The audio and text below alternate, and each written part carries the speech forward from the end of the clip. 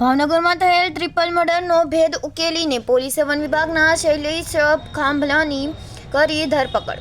Bhavnagar one વિભાગના ACF Shailesh ખાંભલાની પત્ની અને બાળકોના મળી આવેલા મૃતદેહને મામલે સરકાર તરફથી પોલીસ દ્વારા એસીએફ શૈલેષ ખાંભલા વિરુદ્ધ ફરિયાદ દાખલ કરવામાં આવી છે, જેમાં તેની અટક કરીને પોલીસે ભેદ પણ ઉકેલી લીધો છે। ભાવનગર ડીએસપી નીતિશ પાંડેએ જણાવ્યું હતું કે 5 તારીખના રોજ વહેલી સવારે શૈલેષ ખાંભલાએ તેની પત્ની નયનાબેન અને તેનો પુત્ર ભવ્ય અને પુત્રી પૃથાને તકિયાથી મોં દબાવીને હત્યા કરી હતી અને ઘરની બહાર પહેલી અથવા બીજી તારીખે કરેલા ખાડામાં 5 તારીખે સવારે તેમાં બોડી નાખી માથે ગાડલું મૂકીને પથ્થરો નાખીને અને બોડીને ડૂબાડી હતી અને કારણ કે તેમાં પાણી ભરેલું હતું। જો કે બીજે દિવસે પોતાના સ્પોર્ટ્સને બોલાવીને તેમાં માટી નાખી દીધી હતી।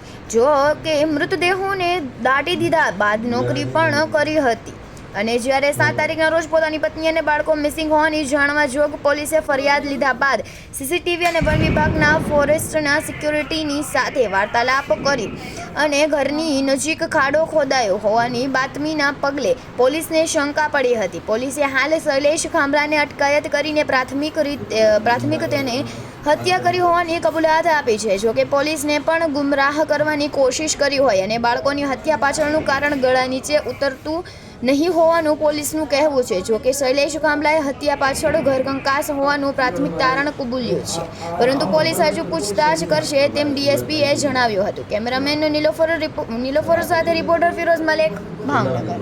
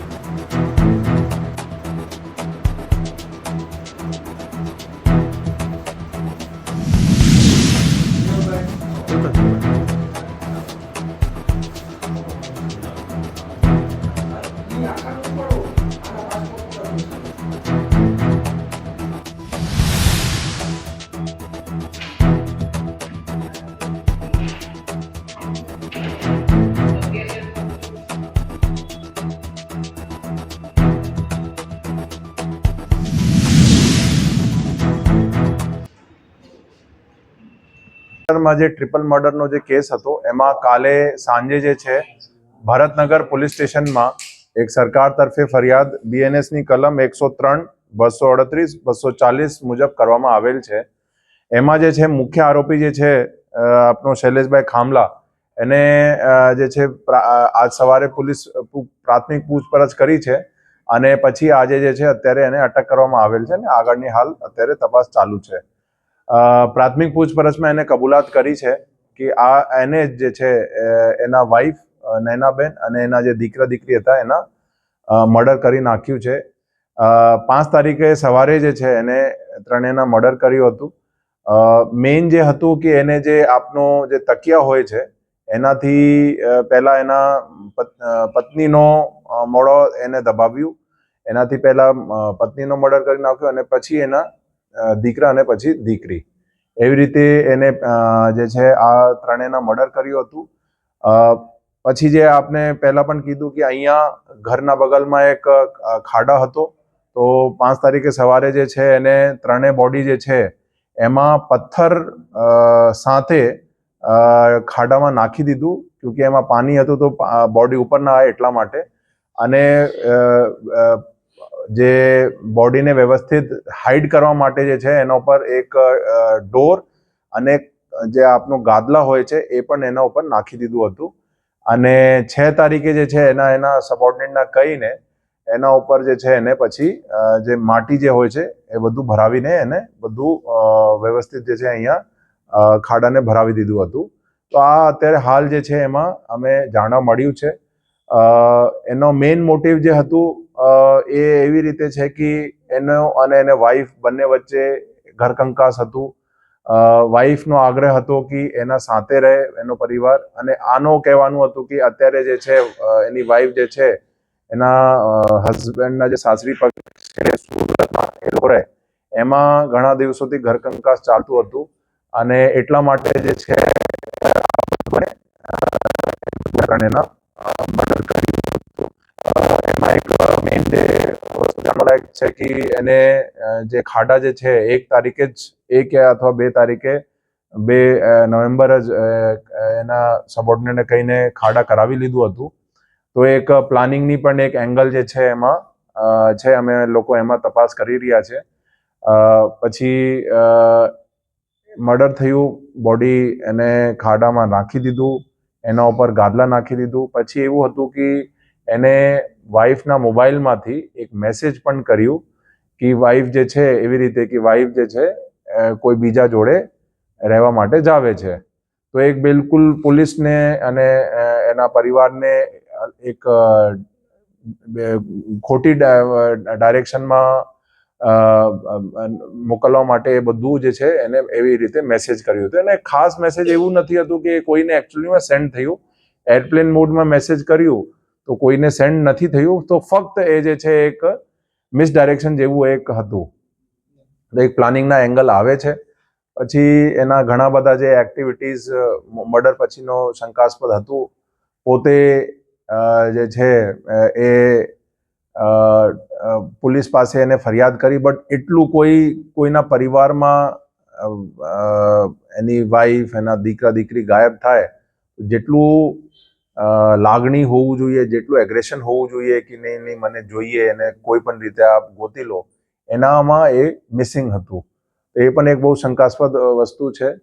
અને પછી જે છે અમે હાલ જે પૂછપરછ કરી અને અત્યારે સુધીમાં અમને કોઈ જોયું નથી કે એને 1% ગિલ્ટ હોય. તો એક આપને કહી શકાય કે આ જે છે ત્રણેયના એને કોલ્ડ બ્લડેડ જે છે મર્ડર કર્યું હતું. હાલ અત્યારે એવી કોઈ હકીકત નથી, બટ તપાસ ચાલુ છે. જે પણ હશે આગળની તપાસમાં અમે ખબર પડી જશે. ખાડા એક જ હતા. હા, 3 બોડી માટે. અને જે કીધું એની વાઈફ જે છે લગભગ 27 ઓક્ટોબરે આવી હતી. દીકરા દીકરીનો સ્કૂલનો રજાનો દિવસો હતો તો એમાં આવી હતી અહીંયા. અને ખાડા જે છે લગભગ 1 અથવા તો 2 નવેમ્બરે એને કરાવ્યું હતું. એસીએફ જે છે એને જિલ્લા પોલીસે એની ધરપકડ કરી છે અને એને અટક કરી લીધું છે અને હાલ અત્યારે એની આગળની પૂછપરછ ચાલુ છે.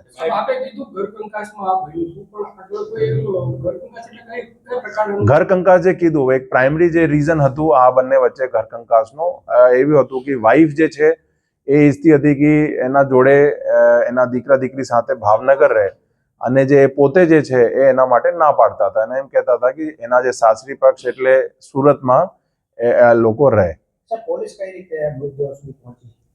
એમાં જે છે અમે એક તો ટેકનિકલ એનાલિસિસથી અને પછી જે અમને ઊંડી જ આવીને પૂછપરછ કરી, ખાસ કરીને એમાં જે આજુબાજુના જે એના ફોરેસ્ટના અધિકારીઓ છે, જે કર્મચારીઓ, એની પૂછપરછમાં એ બધું લીડ મળી.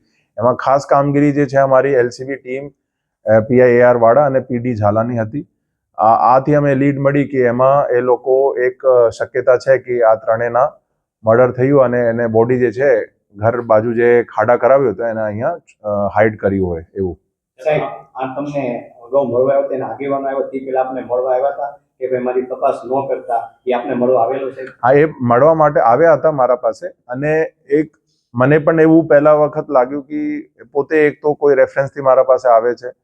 પછી અમને કીધું કે અમે બેસ્ટ તમારા માટે મહેનત કરશું, તમારી બેસ્ટ ટીમ લગાડશું. તો એને કીધું કે ના સાહેબ અત્યારે રહેવા દો, અત્યારે હોલ્ડ કરો, હું મારા લેવલે ટ્રાય કરું છું.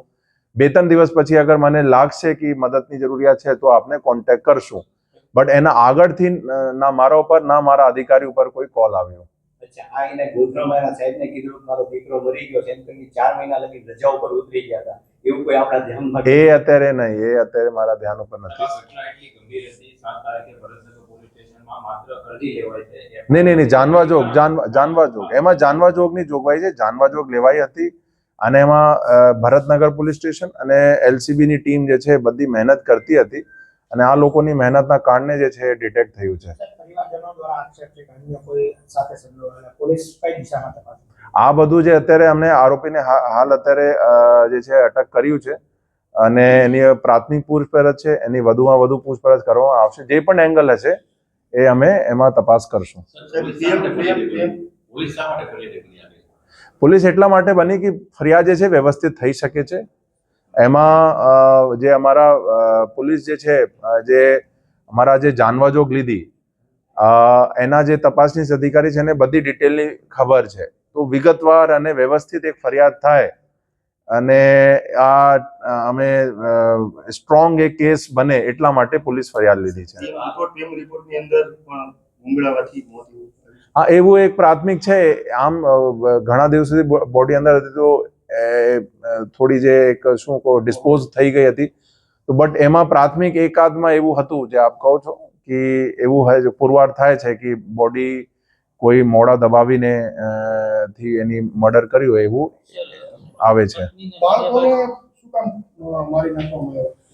अब એ જે છે અત્યારે તપાસનો વિષય છે. બટ હાલ પૂરતો એ કહે છે કે એને એક પ્લાનિંગ હતું કે આ બધાને પૂરી દે અને એના આ બધું જે છે અત્યારે હાલ તપાસનો વિષય છે કે બાળકોને પણ કેમ એને જે છે એના મર્ડર કરી નાખ્યું. બટ એ બધું તપાસમાં જે છે ડિટેલ આવશે. અત્યારે એવી કોઈ હકીકત નથી અમારા પાસે.